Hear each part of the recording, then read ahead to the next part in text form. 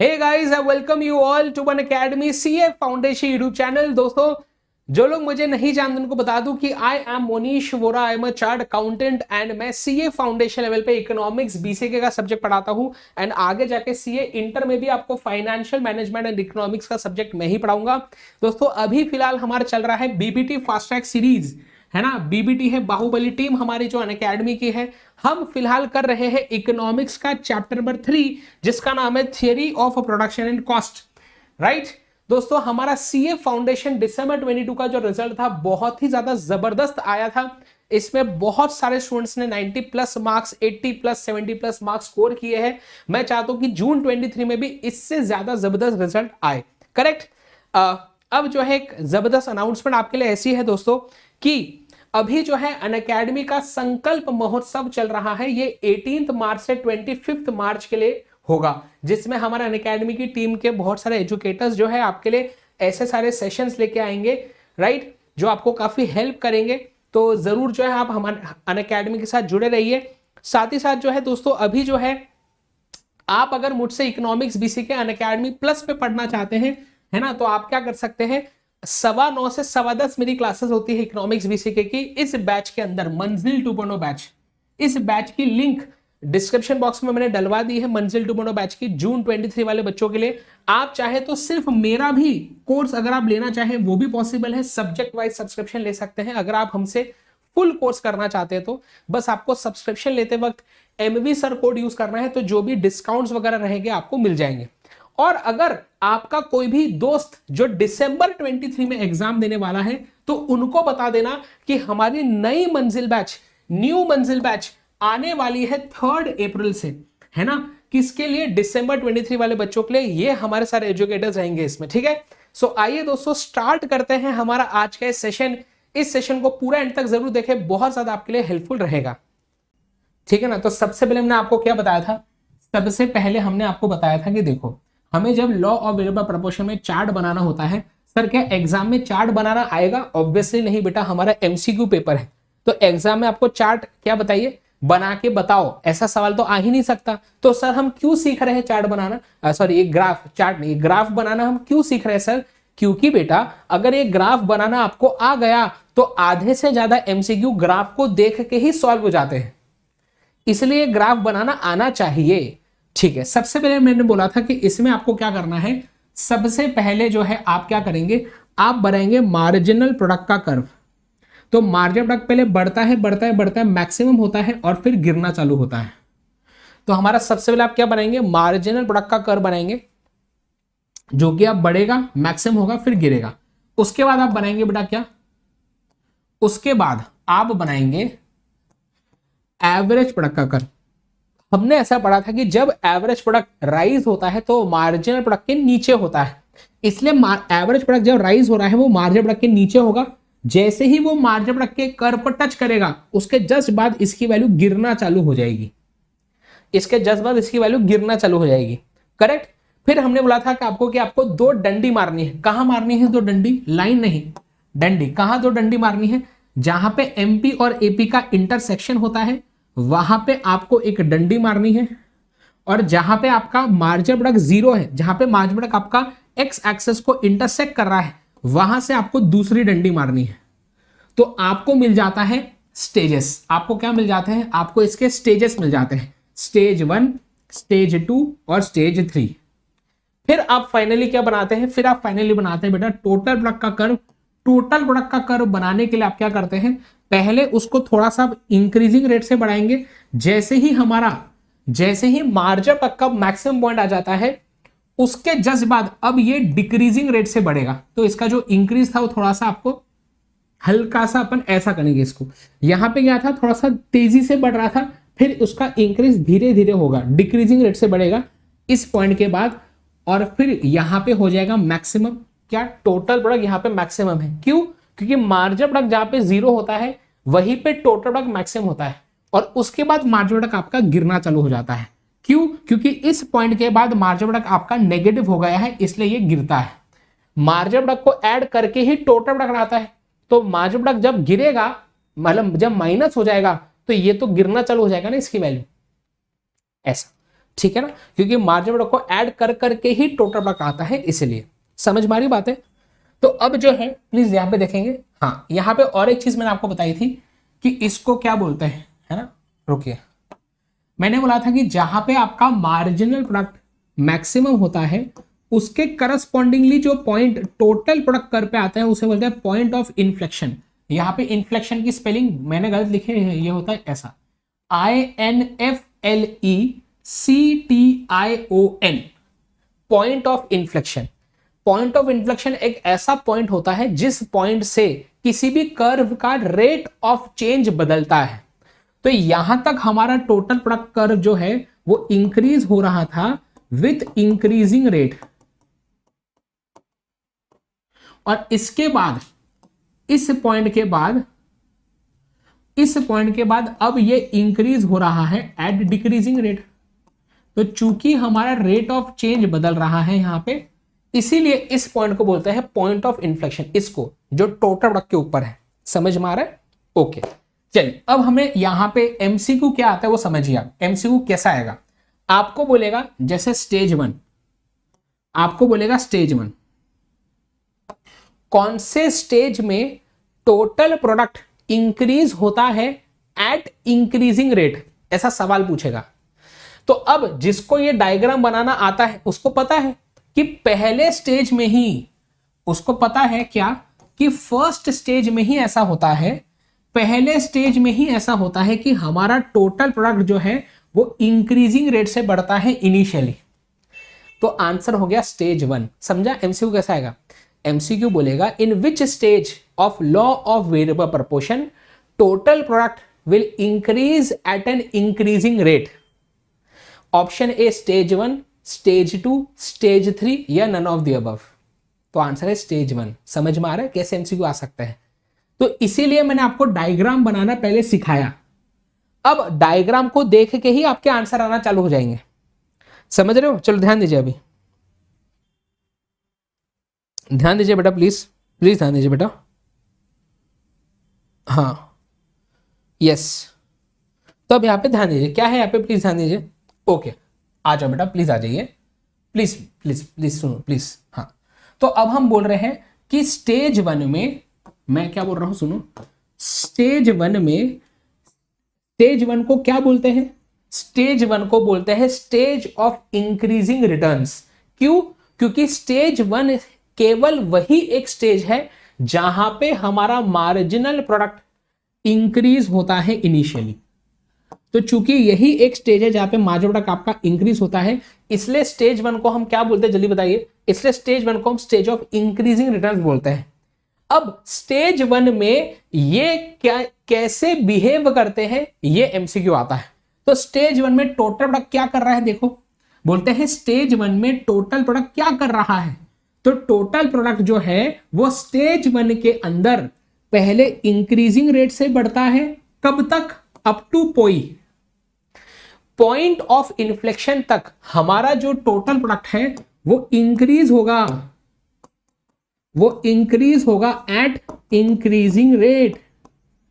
और इस पोई के बाद क्या होगा, अब वो यहां पे इंक्रीज होगा एट डिक्रीजिंग रेट। अब वो यहां पे इंक्रीज होगा एट क्या बताइए, डिक्रीजिंग रेट। तो इंक्रीज एट डिक्रीजिंग रेट। समझ में आ रहा है? तो देखो क्या लिखा है यहां पे कि स्टेज 1 में total product increases eight increasing rate. तो सबसे पहले ये इंक्रीजिंग रेट से बढ़ता है, कब तक, पोई तक, और पोई के बाद क्या होता है, वो इंक्रीज होगा एट डिक्रीजिंग रेट। क्या ये याद करने की जरूरत है? नहीं, डायग्राम बनाओ अपने आप याद हो जाएगा। नेक्स्ट, फर्स्ट स्टेज में मार्जिनल प्रोडक्ट क्या कर रहा है, एमसीक्यू आ सकता है। तो बोलेंगे ठीक है, पहले स्टेज में मार्जिनल प्रोडक्ट क्या कर रहा है। तो फर्स्ट स्टेज में मार्जिनल प्रोडक्ट जो है, देखो फर्स्ट स्टेज में मार्जिनल प्रोडक्ट जो है वो बढ़ता है बढ़ता है बढ़ता है बढ़ता है बढ़ता है, मैक्सिमम होता है और फिर गिरना चालू होता है। बस यही आंसर है। देखो कि फर्स्ट स्टेज में marginal product rises and is maximum. कहां पे मैक्सिमम होता है मार्जिनल प्रोडक्ट, जहां पे टोटल प्रोडक्ट का कोई आता है। जहां पे टोटल प्रोडक्ट का पोई आता है उसके करस्पॉन्डिंगली हमारा मार्जिनल प्रोडक्ट मैक्सिमम होता है। समझ में आ रहा है? वो चीज यहां पे बोल रहा है वो, ठीक है। तो बोलते हैं कि marginal product rises and is maximum कहां? करस्पॉन्डिंग टू पोई, और उसके बाद क्या होता है? एंड देन इट फॉल्स, उसके बाद गिरना चालू होता है। अब चेक करो, हमारे स्टेज 1 में एक और चीज हो रही है। पूरे स्टेज 1 में मार्जिनल प्रोडक्ट की वैल्यू एवरेज प्रोडक्ट से ज्यादा है। चेक कर लो, हमारे स्टेज 1 में पूरे स्टेज 1 में मार्जिनल प्रोडक्ट की वैल्यू ज्यादा है एवरेज प्रोडक्ट से। तो इसलिए देखो अगला पॉइंट क्या लिखा है कि in stage 1 marginal product is greater than average product throughout. MCQ आ सकता है, in which stage marginal product is greater than average product? Stage 1। समझ में आ रहा है? अगर आपको ये डायग्राम बनाना आ गया तो एमसीक्यू ऐसे सॉल्व हो जाएगा, कोई दिक्कत ही नहीं है। चलो आगे बढ़ेंगे, अगला देखेंगे। नेक्स्ट,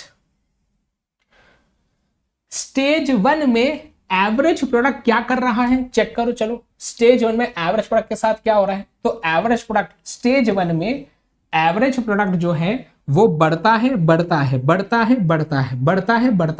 बस यहां तक स्टेज 1 है।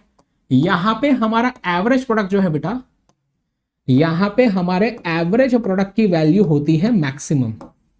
तो हम बोलेंगे कि स्टेज 1 में हमारा एवरेज प्रोडक्ट राइज होता है एंड स्टेज 1 के एंड में एवरेज प्रोडक्ट मैक्सिमम होता है। जहां पे और एक चीज होती है, मार्जिनल प्रोडक्ट एवरेज प्रोडक्ट से इक्वल हो जाता है ना? कहां पे? इस पॉइंट में चेक करो, ऐसा हो रहा है। हाँ, तो देखो क्या लिखा है कि स्टेज 1 में एवरेज प्रोडक्ट राइज होता है और स्टेज 1 कहां एंड होता है? एमसीक्यू आएगा। स्टेज 1 एंड होता है जहां पे एवरेज प्रोडक्ट मैक्सिमम है और average product and marginal product equal है। तो एमसीक्यू आएगा, स्टेज 1 कहां एंड होता है? जहां पे एवरेज प्रोडक्ट मार्जिनल प्रोडक्ट से इक्वल हो जाए, और जहां पे एवरेज प्रोडक्ट मैक्सिमम होता है वहां पे स्टेज 1 एंड होता है। बस डन होगी ना बात? आ जाइए। चलो अगली बात देखेंगे। नेक्स्ट, अब हमने स्टेज 1 देख लिया। स्टेज 1 का नाम क्या था? Stage of increasing returns. क्यों? क्योंकि स्टेज 1 एकमात्र ऐसा स्टेज है जहां पे मार्जिनल प्रोडक्ट की वैल्यू इनिशियली इंक्रीज होती है। खत्म। ओके, अब हम बात करेंगे स्टेज 2 की। चलिए, अब मैं बोल रहा हूं स्टेज 2 में क्या होता है? ओके, चलो, तो स्टेज 2 है यहां से यहां तक,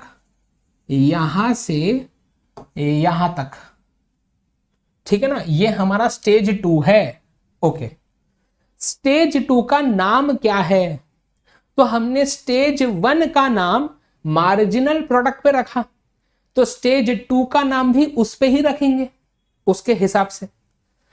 मार्जिनल प्रोडक्ट स्टेज 2 में क्या कर रहा है? वो स्टार्टिंग से गिर रहा है।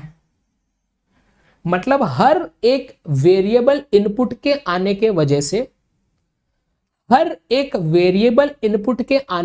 से जो टोटल प्रोडक्ट में चेंज आएगा, जिसे मार्जिनल प्रोडक्ट बोलते हैं, हर एक वेरिएबल इनपुट के आने के वजह से जो टोटल प्रोडक्ट में चेंज आएगा वो चेंज कम होते जा रहा है। मतलब मार्जिनल प्रोडक्ट कम होते जा रहा है। हर एक एडिशनल लेबर हमारे टोटल प्रोडक्शन में कम कंट्रीब्यूशन कर रहा है। तो स्टेज 2 को बोलते हैं स्टेज ऑफ डिमिनिशिंग रिटर्न्स या स्टेज ऑफ डिक्रीजिंग रिटर्न्स, क्योंकि स्टार्टिंग से एंड तक मार्जिनल प्रोडक्ट गिरते जा रहा है यहां पे, इसीलिए। खत्म। ये देखिए, स्टेज 2 का नाम है स्टेज ऑफ डिमिनिशिंग रिटर्न्स, या हम इसे स्टेज ऑफ डिक्रीजिंग रिटर्न्स भी बोलते हैं। डिमिनिशिंग और डिक्रीजिंग का एक ही मतलब होता है। अब हम फिर से देखेंगे, क्या देखेंगे कि स्टेज 2 में हम देखेंगे स्टेज 2 में ये कैसी हरकतें कर रहे हैं। चेक करो, चलो आ जाओ। आ जाओ जल्दी से। मैं क्या बोल रहा हूं कि स्टेज 2 में अब हमें बताइए कि टोटल प्रोडक्ट क्या कर रहा है। स्टेज 2 में टोटल प्रोडक्ट क्या कर रहा है? तो बोलते हैं स्टेज 2 में टोटल प्रोडक्ट, चूंकि अभी पोई चला गया है, पोई के बाद वाला है ना ये, तो यहां पे भी टोटल प्रोडक्ट आपका इंक्रीज होगा एट डिक्रीजिंग रेट। और स्टेज 2 एंड कहां हो रहा है? यहां पे एंड हो गया स्टेज 2। तो जहां पे स्टेज 2 एंड होता है एग्जैक्टली वहीं पे टोटल प्रोडक्ट आपका मैक्सिमम होता है। आपको एमसीक्यू पूछेगा, जहां पे टोटल प्रोडक्ट मैक्सिमम होता है वहां पे कौन सा स्टेज एंड होता है? तो आंसर है स्टेज 2। जहां पे एवरेज प्रोडक्ट मैक्सिमम होता है वहां पे कौन सा स्टेज एंड होता है? स्टेज 1। समझ रहे हो एमसीक्यू कैसा आएंगे? तो डायग्राम बनाना आ गया तो एमसीक्यू ऐसे सॉल्व हो जाते हैं। ठीक है, तो चलिए देखेंगे टोटल प्रोडक्ट के लिए क्या लिखा है हमने। देखो जल्दी से देखो please. In stage 2 total product will increase with decreasing rate. और स्टेज 2 एंड कब होता है? जब टोटल प्रोडक्ट मैक्सिमम होता है। अच्छा, और एक चीज, ये टोटल प्रोडक्ट तो हो गया, अब मार्जिनल प्रोडक्ट की बात करते हैं।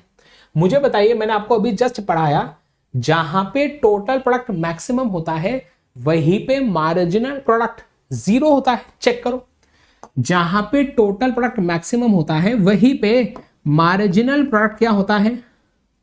वहीं पे मार्जिनल प्रोडक्ट क्या होता है? 0 होता है। तो सुनिए, मैं एक चीज लिख रहा हूं यहां पे, आज मैं लिख रहा हूं, इसको आसान बना रहा हूं आपके लिए। सुनिए, मैं क्या बोल रहा हूं? मैं बोल रहा हूं कि स्टेज 1 एंड कहां होगा? स्टेज 1 जो है, हम एंड देख रहे हैं, एंड कहां पे खत्म होगा, ठीक है ना? तो स्टेज 1 कहां एंड होता है? जहां पे एवरेज प्रोडक्ट मैक्सिमम होता है and average product marginal product से इक्वल होता है, वहां पे स्टेज 1 एंड होता है। और स्टेज 2 कहां एंड होता है? स्टेज 2 कहां एंड होता है? जहां पे टोटल प्रोडक्ट मैक्सिमम होता है and marginal product equal to 0 होता है। इसमें एमसीक्यू आ सकता है। एक मैंने आपको वापस से समरी बना के दी है, वापस आएंगे। चलो अगली बात, तो अब स्टेज 2 में मार्जिनल प्रोडक्ट क्या कर रहा है चेक करो। तो स्टेज 2 में मार्जिनल प्रोडक्ट जो है वो स्टार्टिंग से एंड तक बस गिरते जा रहा है, गिरते जा रहा है, गिरते जा रहा है। और स्टेज 2 एंड हो जाता है जब मार्जिनल प्रोडक्ट 0 होता है। चेक करो क्या लिखा है, देखो बोलता है स्टेज 2 में marginal product is decreasing but positive. मतलब स्टेज 2 में मार्जिनल प्रोडक्ट नेगेटिव नहीं होता, गिरता है, पॉजिटिव रहता है। और जहां स्टेज 2 खत्म हुआ वहीं पे मार्जिनल प्रोडक्ट 0 होता है। ठीक है, तो stage ends when MP is 0। And अब चेक करो स्टेज 2 में क्या हो रहा है। देखो स्टेज 1 में एमपी जो है, स्टेज 1 में एमपी जो है वो एपी के ऊपर था, पर स्टेज 2 में अब एपी ऊपर है, एमपी नीचे है। तो एमसीक्यू आ सकता है कि एवरेज प्रोडक्ट मार्जिनल प्रोडक्ट के ऊपर कब होता है, या एवरेज प्रोडक्ट की वैल्यू मार्जिनल प्रोडक्ट से ज्यादा कब होती है। स्टेज 2 एंड स्टेज 3 दोनों में हो रहा है। चेक करो स्टेज 3 में भी तो एवरेज प्रोडक्ट ऊपर है, मार्जिनल प्रोडक्ट नीचे है। तो स्टेज 2 एंड स्टेज 3 दोनों में क्या हो रहा है, एवरेज प्रोडक्ट की वैल्यू ज्यादा है मार्जिनल प्रोडक्ट से। बस वही चीज वहां पे लिखी हुई है, ठीक है ना? वही लिखा है कि एवरेज प्रोडक्ट की वैल्यू ज्यादा है या मार्जिनल प्रोडक्ट की वैल्यू कम है, एक ही बात है ना? आगे देन एवरेज प्रोडक्ट क्या कर रहा है स्टेज 2 में, देखो तो एवरेज प्रोडक्ट स्टेज 2 में क्या कर रहा है, जल्दी चेक करिए। तो स्टेज 2 में एवरेज प्रोडक्ट स्टार्टिंग से एंड तक बस गिर रहा है पर पॉजिटिव है। और स्टेज 3 में भी वही हो रहा है, स्टार्टिंग से गिर रहा है पर पॉजिटिव है। एवरेज प्रोडक्ट कभी 0 नहीं हो सकता। क्यों? मैंने पहले आपको बता दिया था, है ना, कल के क्लास में production total product upon quantity होता है एवरेज प्रोडक्ट, वो कभी जीरो आ ही नहीं सकता। जब आप प्रोडक्शन करेंगे नहीं, मतलब प्रोडक्शन चालू ही नहीं करते तो जीरो होंगे नहीं सारी वैल्यू, लेकिन प्रोडक्शन जब चल रहा है तब कभी भी जीरो नहीं आ सकता, है ना। तो इसलिए अब एवरेज प्रोडक्ट जो है स्टेज 2 स्टेज 3 दोनों में it will be decreasing but positive, decreasing but positive. अब आ जाते हैं स्टेज 3 में, आ जाओ स्टेज 3 की बात करते हैं। स्टेज 3 नेगेटिव रिटर्न्स, क्यों बोल रहे हैं? क्योंकि स्टेज 3 में मार्जिनल प्रोडक्ट स्टार्टिंग से नेगेटिव होता है। स्टेज 3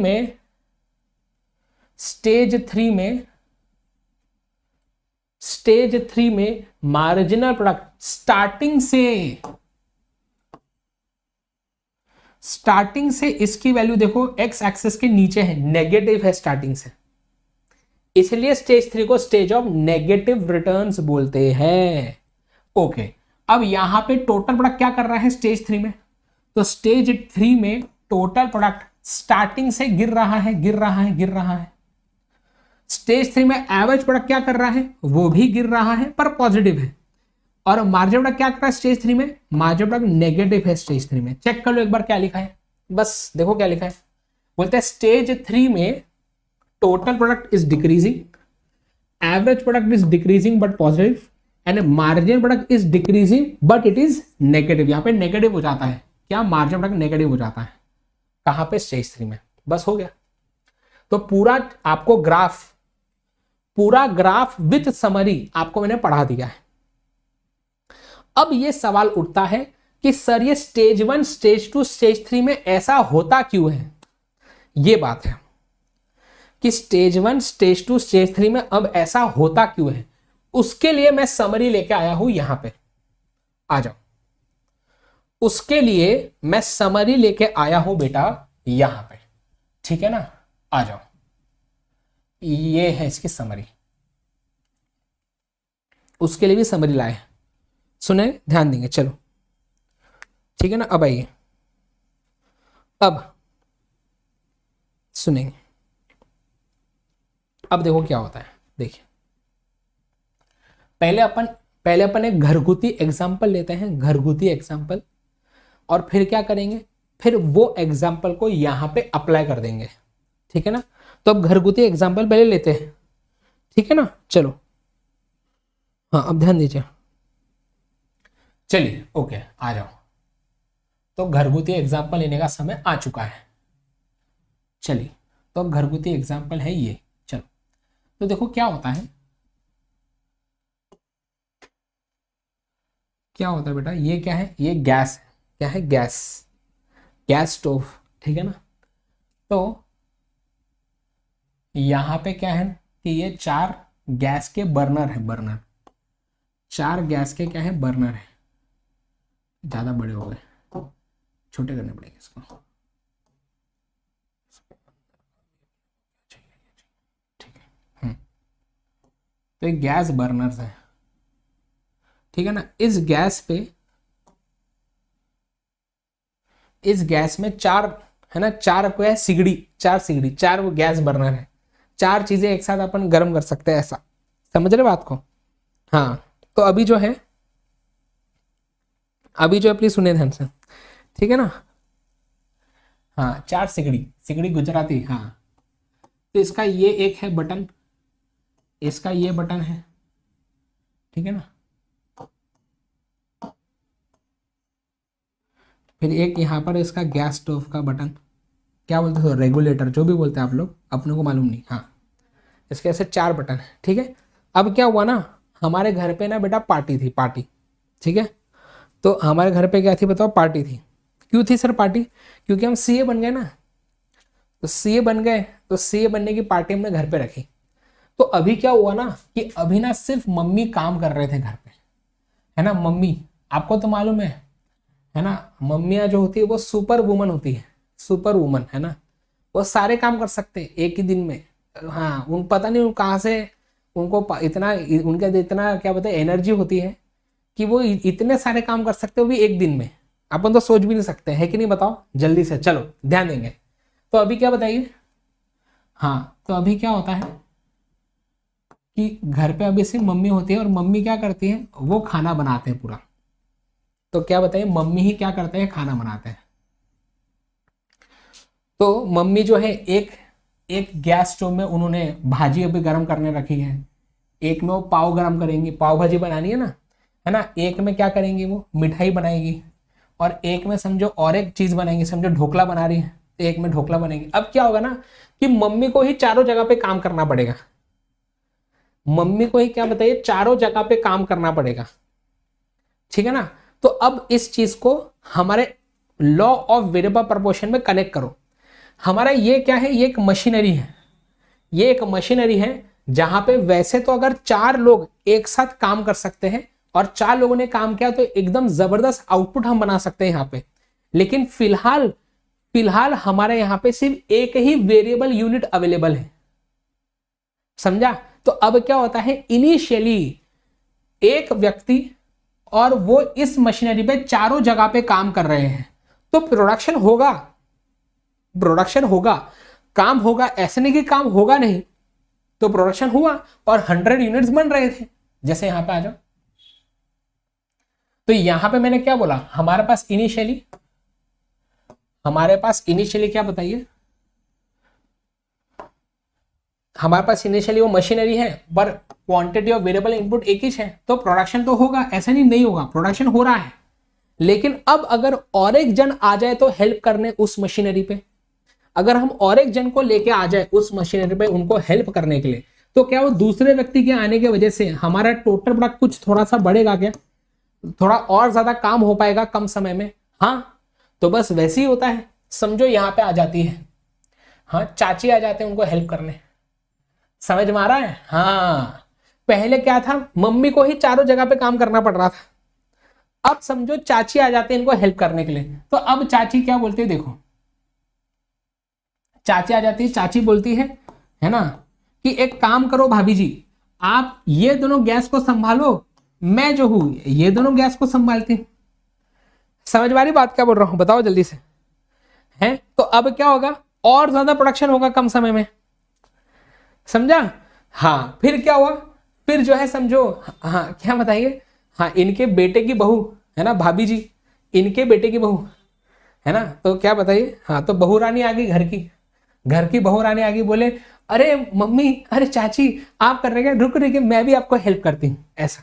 तो फिर वो भी आ जाती है, तो फिर मम्मी बोलते ठीक है, मैं 2 गैस को संभालती हूँ, चाची तुम ये गैस को संभालो, और जो बहू रानी होती है वो ये गैस को संभालती है। बात समझ में आ रहा है क्या बोल रहा हूं। हाँ, और फिर क्या बताइए, हाँ फिर इन सबको ऐसा काम करके देखते देखते तो घर में फिर हमारी जो बुआ जी होती है ना, बुआ जी वो भी आ जाते हैं, बोलते हैं अरे चलिए चलिए चलिए मैं भी आपको हेल्प करती हूँ। तो बुआ जी आ जाती है, तो मम्मी बोलती ठीक है काम करो, सब लोग अपना अपना गैस सब पकड़ के काम करते रहो, ठीक है ना। तो अब क्या होगा, इनिशियली क्या होता है, हर एक एडिशनल वेरिएबल इनपुट के आने के वजह से हमारा प्रोडक्शन ज्यादा तेजी से बढ़ता है। इनिशियली मार्जिनल प्रोडक्ट हमारा इंक्रीज होता है, हर एक एडिशनल वेरिएबल इनपुट के आने के वजह से, हर एक एडिशनल वेरिएबल इनपुट के आने के वजह से हमारा टोटल प्रोडक्ट ज्यादा रेट से बढ़ता है इनिशियली, राइट। ऐसा क्यों होता है, क्योंकि बेटा पहले फर्स्ट स्टेज में हमारे पास जो मशीनरी थी ना, हमारे पास जो मशीनरी थी वो उसकी कैपेसिटी ज्यादा थी, उसकी क्वांटिटी ज्यादा थी as compare to variable unit.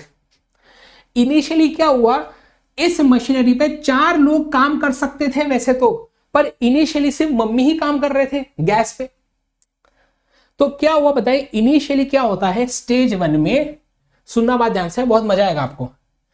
Initially बेटा स्टेज 1 में क्या होता है राजा, स्टेज 1 में हमारा क्वांटिटी ऑफ फिक्स्ड इनपुट, हमारा quantity of fixed input is greater then quantity of variable input. आपको क्वांटिटी ऐसी नहीं देखनी है सर एक ही तो गैस है और एक ही मम्मी एक है, ऐसा नहीं, उस गैस पे वैसे तो 4 लोग काम कर सकते थे ना, पर फिलहाल एक ही व्यक्ति कर रहा है काम। तो इनिशियली ऐसा होता है। और जब एडिशनल वेरिएबल यूनिट आता है काम करने के लिए, मम्मी के साथ जब फिर बाद में चाची आई, बहू रानी आई, बुआ जी आई, तो इससे क्या होता है, मम्मी का जो इतना सारा काम था अब वो डिस्ट्रीब्यूट हो जाएगा। तो इसे बोलते हैं डिवीजन ऑफ वर्क। अब सेम काम आप कम समय में कर पाओगे और ज्यादा प्रोडक्शन कर पाओगे, ऐसा। तो स्टेज 1 में ये होता है कि एडिशनल वेरिएबल इनपुट के आने के वजह से हमारा जो फिक्स्ड इनपुट था, हमारी जो मशीनरी थी, वो ज्यादा अच्छे से यूटिलाइज होती है। समझा? वापस से, स्टेज 1 में जो मशीनरी थी उस पर अभी एक ही व्यक्ति काम कर रहा था, और एक व्यक्ति के आने की वजह से वही वाली मशीनरी और ज्यादा अच्छे से यूटिलाइज होती है। तो इन द बिगिनिंग, ध्यान दीजिए, हाँ अब ध्यान दीजिए, हाँ प्लीज ध्यान दीजिए बेटा। In the beginning with less variable input some amount of fixed input remains unutilised. मम्मी वैसे तो चारों गैस स्टोव पे काम कर रहे थे, लेकिन फिर भी एकदम बेस्ट वे में उसे यूटिलाइज नहीं कर पाएंगे गैस को। तो इसीलिए जैसे जैसे हम वेरिएबल इनपुट को इंक्रीज करते हैं स्टेज 1 में, तो इससे क्या होता है, हमारा जो फिक्स्ड इनपुट है वो ज्यादा अच्छे से यूटिलाइज होता है। उसका leads to fuller utilisation of fixed input. And this initially first stage में हर वेरिएबल इनपुट के आने की वजह से आउटपुट ज्यादा तेजी से बढ़ता है। एंड दस output increases eight fast rate in stage 1, क्योंकि यहां पे डिवीजन ऑफ लेबर होता है। लोगों के आने की वजह से काम को हम बांट सकते हैं। तो division of labour, division of work between variable input leads to specialisation. अब पहले मम्मी को हर जगह ध्यान देना था, भाजी को गर्म करो, वहां पे पाव सेको, नीचे खीर बनाओ, ढोकला बनाओ, उसका बैटर तैयार करो, सारी चीजें पहले मम्मी अकेले कर रहे थे, तो उसमें गड़बड़ होने के चांसेस थोड़े ज्यादा थे। पर अब जब बाकी लोग उनको हेल्प करने आ गए, तो मम्मी ने अपने काम को डिवाइड कर लिया, और अब सब लोग अपने ही काम पे फोकस करेंगे। जिसको खीर बनाना हो खीरिज बनाएगा, जिसको ढोकला बनाना है ढोकलाज बनाएगा, जिसको पाव सेकना है पाव ही सेकेगा, और जो भाजी बनाए भाजीज बनाएगा। तो इससे स्पेशलाइजेशन बढ़ेगा। हर व्यक्ति एक पर्टिकुलर काम पे फोकस कर रहा है, स्पेशलाइजेशन बढ़ेगा, कम समय में ज्यादा प्रोडक्शन होगा। इसलिए स्टेज 1 में ऐसा होता है, मार्जिन प्रोडक्ट जो है ज्यादा तेजी से बढ़ता है। मजा आया कि नहीं मुझे बताइए, फास्ट है, बताओ मजा आया कि नहीं, सच सच बताना बेटा। तो लाइक तो करना पड़ेगा ना वीडियो को, अगर मजा आया तो लाइक करना पड़ेगा। चलो आगे नेक्स्ट, ठीक है ना, वेरी गुड। अगली बात, ठीक है ना, अगली बात नेक्स्ट। अब क्या होता है, अब हम आते हैं स्टेज 2 में। बोलते हैं स्टेज 2 में आने के वजह से, बोलता है अब स्टेज 2 में आने के वजह से, बोलता है स्टेज 1 कहां खत्म हुआ। तो हमने बोला ये जब चारों लोग, देखो इस मशीनरी को फुल्ली यूटिलाइज करने के लिए 4 लोग काफी थे और 4 लोग आ गए। इस मशीनरी को फुल्ली यूटिलाइज करने के लिए 4 लोग काफी थे और 4 लोग आ गए, है ना। तो अब स्टेज 1 हमारा खत्म। अब क्या होता है, अब इनको देख के दूसरी बुआ आती है, और दूसरी बुआ आती है और बोलती है कि चलो चलो मैं भी आपको हेल्प करती हूं। समझ में आ रहा है? हाँ। तो अब और एक बुआ आ जाती है हेल्प करने के लिए। अब जो ये क्या बताइए, अब जो बुआ आ रही है ना हेल्प करने के लिए, जितना मार्जिनल प्रोडक्ट इन लोगों के वजह से बढ़ा था, उतना इनके वजह से नहीं बढ़ेगा। मतलब ये इनके आने से हेल्प होंगी, हम कम समय में ज्यादा प्रोडक्शन कर पाएंगे, लेकिन जितना कंट्रीब्यूशन ये लोग कर पाए थे आके, उतना सेम ये नहीं कर पाएंगे। क्यों? क्योंकि अब क्या हो गया स्टेज 2 में, अब हमारा क्वांटिटी ऑफ वेरिएबल इनपुट ज्यादा हो गया फिक्स्ड इनपुट से। फिक्स्ड इनपुट में 4 लोगों की ही जरूरत थी, पर अब 5वां व्यक्ति आ गया। समझो और एक जन आ जाता है हेल्प करने के लिए, है ना, मम्मी के फ्रेंड आ जाती है हेल्प करने के लिए, है ना, समझो और एक फ्रेंड आ जाती है मम्मी की हेल्प करने के लिए। अब ये लोगों के आने से हेल्प होंगी। जैसे मम्मी बोलेंगी ठीक है एक काम करो, है ना, एक काम करो, एक जन को बोलेंगे आप पाव काट के दो, फिर मैं वो लेके उसको सेकूंगी। एक जन को बोलेंगे तुम सब्जियां काटो भैया, दनादन सब्जियां काटो, उसको फिर भाजी में डालेंगे। एक को बोलेंगे कि तुम दूध निकालो सारा का सारा, है ना, खीर बनाने के लिए फ्रिज में जो दूध पड़ा है उसको सारे निकालो। तो बाकी सारे कामों में ये लोग हेल्प करेंगे।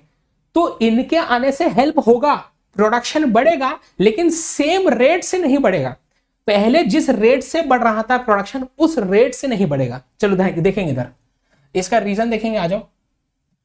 तो बोलता है अब स्टेज 2 में क्या होता है, हम और वेरिएबल इनपुट को बढ़ा रहे हैं। स्टेज 1 कब आया, इनिशियली जब हम वेरिएबल इनपुट को धीरे धीरे बढ़ा रहे थे तो फिक्स्ड फैक्टर हमारा ज्यादा उसका यूटिलाइजेशन हो रहा था, फुलर यूटिलाइजेशन हो रहा था। पहले पूरा यूटिलाइज नहीं कर पा रहे थे अच्छे से, अब ज्यादा अच्छे से कर पा रहे थे, जिसके वजह से मार्जिन प्रोडक्ट बढ़ा स्टेज 1 में। स्टेज 2 में अब और वेरिएबल इनपुट आ रहे हैं, ठीक है, चलो ध्यान दीजिए। बोलता है स्टेज 2 में अब और वेरिएबल इनपुट आ रहे हैं। अब धीरे धीरे क्या होगा, आपका वेरिएबल इनपुट का क्वांटिटी ज्यादा हो जाएगा फिक्स्ड इनपुट से, है ना। बोलते हैं वंस, देखो क्या लिखा है, बोलते हैं once the point is reached in stage 1 where variable input are now sufficient to ensure full utilisation of fixed input, only further increase in of variable input will lead to lowering the marginal product and average product। बोलते हैं कि हमारे machinery में 4 लोग काफी थे, machinery को अच्छे से चलाने के लिए 4 लोग काफी थे, पर जब और एक व्यक्ति आता है तो अब वेरिएबल इनपुट बढ़ जाता है फिक्स इनपुट के मुकाबले। और अब क्या होगा, अब नए व्यक्ति के आने के वजह से प्रोडक्शन बढ़ेगा, लेकिन एवरेज में और मार्जिन प्रोडक्ट डिक्रीज होता है, ऐसा। अब अगला सवाल आता है यहां पे, अब अगला सवाल आता है, प्लीज सुनेंगे। अगला सवाल आता है यहां पे, सर एक बात बताओ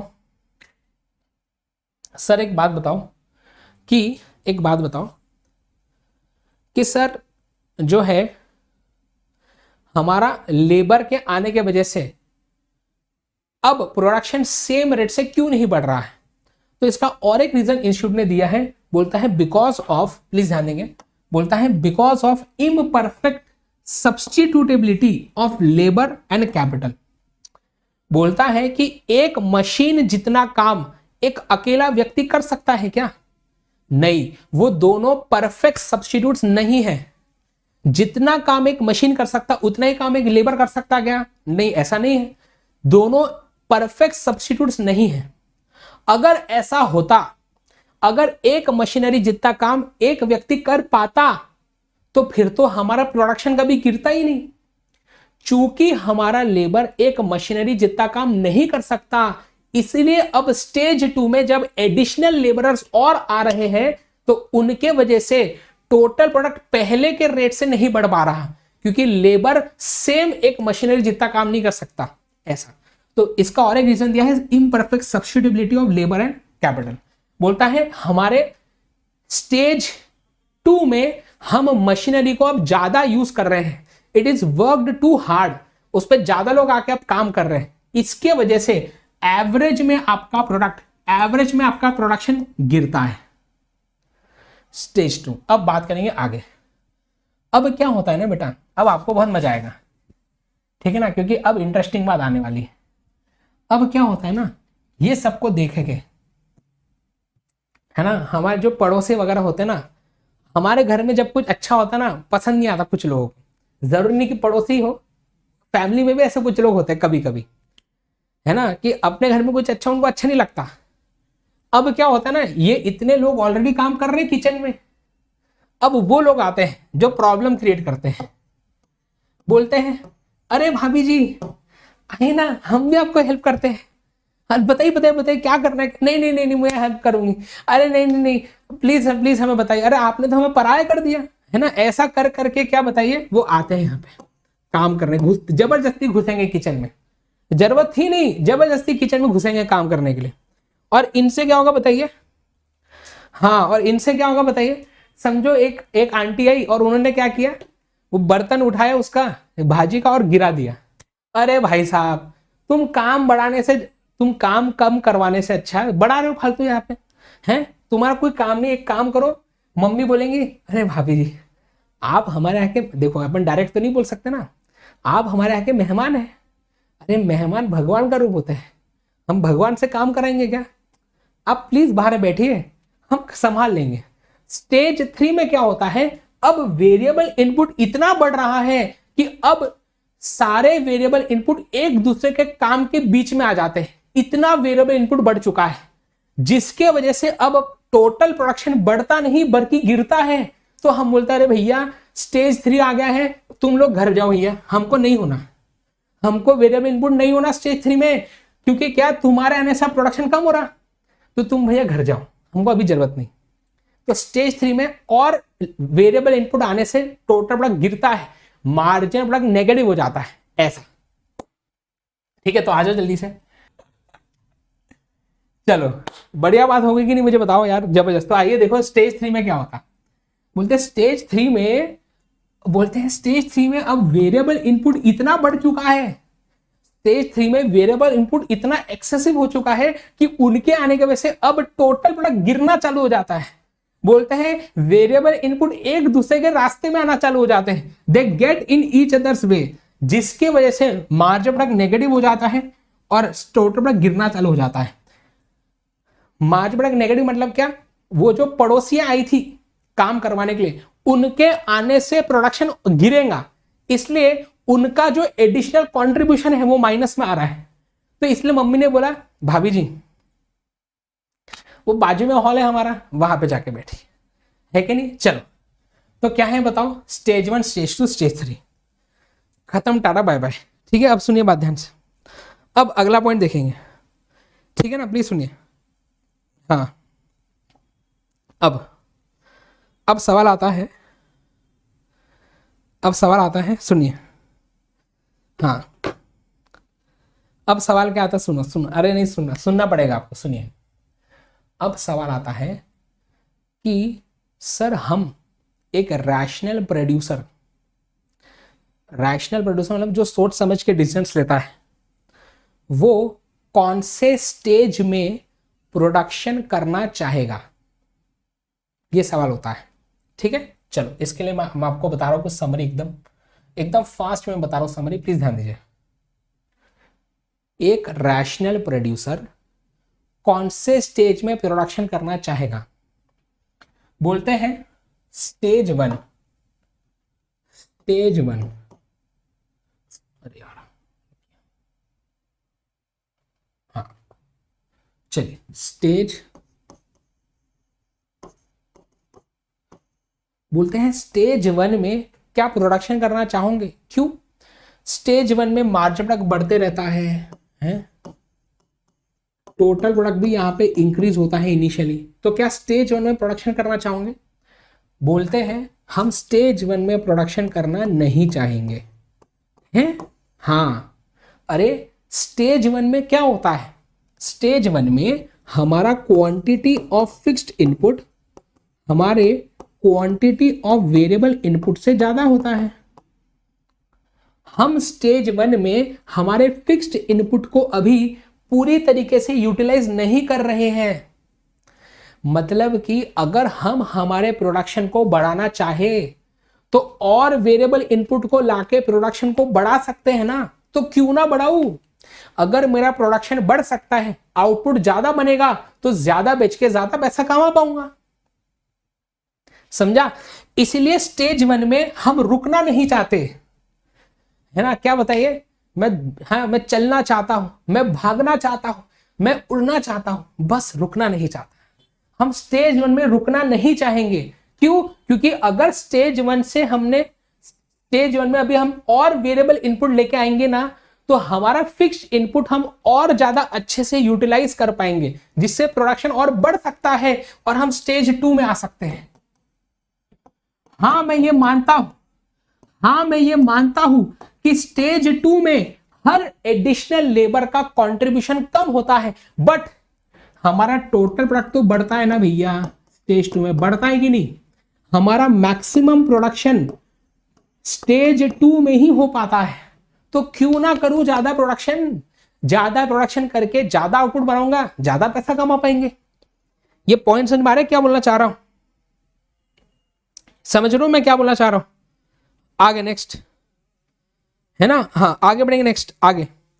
फिर बोलते हैं कि स्टेज 3 में, क्या स्टेज 3 में हम काम करना चाहेंगे? बोलेंगे है बिल्कुल भी नहीं।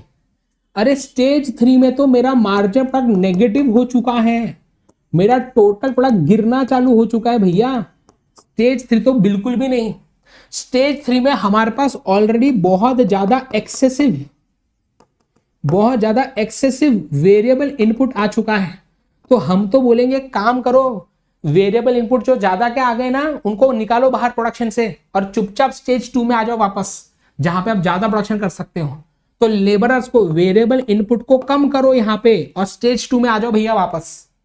तो बोलते हैं जो रैशनल प्रोड्यूसर होता है वो स्टेज 1 में रुकेगा नहीं कभी। बोलेगा स्टेज 1 में रुक के क्या करना है, अगर स्टेज 1 से और ज्यादा वेरिएबल इनपुट लाया ना तो प्रोडक्शन और बढ़ा सकता हूं, तो स्टेज 1 में क्यों रुकूं मैं। और स्टेज 3 में तो जाऊंगा नहीं, मैं स्टेज 3 में जाऊंगा नहीं। क्यों? मैं रखूंगा ही नहीं ज्यादा की लेबर एक्स्ट्रा के, काय को रखूं। तो बोलते हैं इकोनॉमिक्स में स्टेज 1 और स्टेज 3 को बोलते हैं इकोनॉमिक नॉनसेंस। अगर कोई व्यक्ति ये स्टेजेस में प्रोडक्शन कर रहा है तो उसको बोलेंगे तू क्या नॉनसेंस काम कर रहा है, अरे स्टेज 2 में आ, यहां पे प्रोडक्शन बढ़ सकता है। बात समझ मारी क्या बोलना चाह रहा हूं? हाँ समझ मारी कि नहीं बात क्या बोल रहा हूं? ऐसा तो भैया तू स्टेज 2 में, स्टेज 3 में, अरे क्या नॉनसेंस बात कर रहा है, स्टेज 2 में आ, प्रोडक्शन तेरा बढ़ सकता है। तो स्टेज 1 और स्टेज 2 को, स्टेज 3 को बोलते हैं इकोनॉमिक नॉनसेंस या इकोनॉमिक एब्सर्डिटी। मतलब एकदम एब्सर्ड चीज है। एब्सर्ड का मतलब होता है इलॉजिकल। स्टेज 1 में और स्टेज 3 में अगर आप प्रोडक्शन कर रहे हैं तो ये एकदम इलॉजिकल चीज है। जब स्टेज 2 में रह के आप प्रॉफिट ज्यादा कमा सकते हो, प्रोडक्शन ज्यादा कर सकते हो, तो क्यों नहीं कर रहे यहां पे बस। तो एक रैशनल प्रोड्यूसर हमेशा स्टेज 2 में प्रोडक्शन करना चाहेगा, बात खत्म। ठीक है ना। और एक चीज बोलते हैं कि स्टेज 1 में ऑलरेडी मेरे पास फिक्स्ड इनपुट ज्यादा का पड़ा है, मुझे स्टेज 1 में अभी फिक्स्ड इनपुट की एक्स्ट्रा की जरूरत ही नहीं है। कोई अगर मुझे स्टेज 1 में फ्री में भी देगा ना फिक्स्ड इनपुट, मैं बोलूंगा अभी मुझे नहीं होना, क्योंकि स्टेज 1 में वेरिएबल इनपुट को बढ़ा के मेरा आउटपुट बढ़ेगा ना, फिक्स्ड इनपुट को और लेके क्या करूं। और वैसे भी हमारा शॉर्ट रन है, हम फिक्स्ड इनपुट को वैसे भी नहीं बढ़ा सकते। और स्टेज 3 में बोलते हैं कि अगर यहां पे हमको फुकट में, अगर स्टेज 3 में अगर हमें फुकट में मिलेगा ना वेरिएबल इनपुट, तो हम बोलेंगे भैया हमको नहीं होना। जैसे पड़ोसी आ गई थी ना, वो फुकट में, उनको पैसा थोड़ी मांग रही, फुकट में काम कर रहे, हमको नहीं होना भैया, हमारा काम बिगड़ रहा तुम्हारा वजह से, तुम फ्री में भी काम करोगे ना, नहीं होना हमको। हम क्या करेंगे, स्टेज 2 में ही प्रोडक्शन करेंगे। जेपा ना। चलो तो आज एक बार समरी में आ जाओ जल्दी से फास्ट। तो देखो क्या बोला है यहां पे, इन्होंने बोला है आ जाओ, ये रहा, देखो क्या बोलते हैं। ये तो हमारा हो गया था रिलेशनशिप विद एपी, वो पता है। यहां पे आ जाओ, स्टेज ऑफ ऑपरेशन। स्टेज 1 और स्टेज 3 को क्या बोलते हैं हम, इकोनॉमिक अब्सर्डिटी या इकोनॉमिक नॉनसेंस। एमसीक्यू आता है, a rational producer will always produce in stage 2। यहां पे आपका आज का सेशन होता है समाप्त, खत्म। अब कल क्या करेंगे, कल हम चालू करेंगे बेटा, कल हम चालू करेंगे रिटर्न्स टू स्केल, जो कि लॉन्ग रन का होता है रिटर्न्स टू स्केल। इससे ही रिलेटेड है हमारा कॉब डगलस, इससे ही रिलेटेड है हमारा कॉब डगलस, तो वो भी कल करेंगे। ठीक है, तो कल ये चीज करेंगे। सो गाइज आई होप कि आपको आज का हमारा ये सेशन बहुत ज्यादा अच्छा लगा होगा, आपको सारी चीजें समझ में आई होंगी। आप जो है अनअकैडमी का प्लस या आइकॉनिक का सब्सक्रिप्शन ले सकते हैं, दोनों में सेम क्लासेस होती है, लेकिन प्लस में आपको फुल कोर्स मिलता है, एक स्ट्रक्चर्ड वे में पीडीएफ नोट्स मिलते हैं, डेली लाइव क्लासेस मिलते हैं। एंड आइकॉनिक में प्लस के साथ साथ ये एडिशनल बेनिफिट्स मिलते हैं, जैसे 1-to-1 life mentorship, printed books etcetera. तो आप जो है अनअकैडमी में हमारी इस मंजिल बैच को ज्वाइन कर सकते हैं जो अभी करंटली चल रही है जून 23 वाले बच्चों के लिए। अगर आपका एग्जाम दिसंबर 23 में है तो हमारी जो नई मंजिल बैच है, जो हमारी न्यू मंजिल बैच है, वो स्टार्ट होगी 3 अप्रैल से। ठीक है ना, ये हमारे सारे एजुकेटर्स रहेंगे इसमें। तो आप जो है MV सर कोड यूज करें सब्सक्रिप्शन लेने के लिए, तो जो भी डिस्काउंट्स वगैरह है आपको सारे मिल जाएंगे, राइट। सो मुझे फॉलो कर लेना अनअकैडमी ऐप पे, है ना। मुझे फॉलो करने की लिंक भी डिस्क्रिप्शन बॉक्स में है। आप जो भी ये फ्री सेशंस ले रहा हूं ना, इन सब की लिंक आपको एक जगह पे यहां पे मिल जाएगी। तो ये एक लिंक है, इसको एज इट इज आप टाइप कीजिए कोई भी ब्राउजर पे, और एक गूगल शीट ओपन होगी जिसमें CA फाउंडेशन वाले टैब पे जाके आपको हमारे क्लासेस की लिंक्स मिल जाएगी। एंड अनअकैडमी के सब्सक्रिप्शन के लिए आप MV सा कोड यूज कर सकते हैं, ठीक है। So thank you so much. अपना ख्याल रखिए, अपने पेरेंट्स का ख्याल रखिए, क्योंकि हम हमारे पेरेंट्स के बिना कुछ भी नहीं है। Thanks so much guys, bye bye. मिलते हैं ऐसे ही अगले वीडियो में।